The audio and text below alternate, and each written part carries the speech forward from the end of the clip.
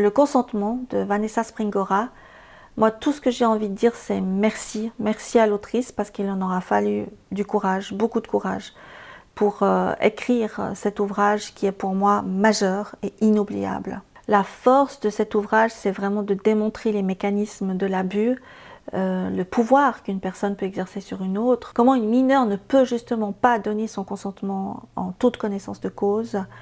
C'est imparable, c'est violent. C'est un puissant coup de poing, une lecture inoubliable qui démontre aussi les répercussions d'un tel acte sur une vie entière. C'est incroyable, vraiment, lisez-le. Un livre documentaire que j'ai lu cette année et que j'ai adoré, c'est celui-ci, donc Troubles dans le genre, le féminisme et la subversion de l'identité de Judith Butler. Donc je le dis tout de suite, j'ai pas tout compris.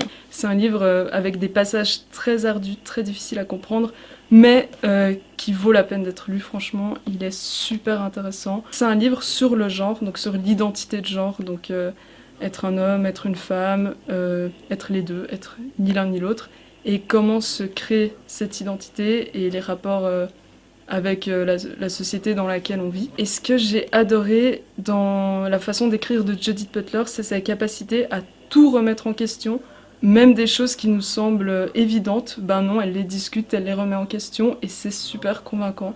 Elle argumente très très bien. Sa thèse un peu principale du livre, c'est l'idée que tout le monde, toutes et tous, notre genre, donc femme, homme ou autre, c'est une performance, donc c'est un jeu, c'est une parodie en fait, elle parle de parodie, c'est quelque chose qu'on joue à être. C'est pour ça qu'elle parle beaucoup des drag queens.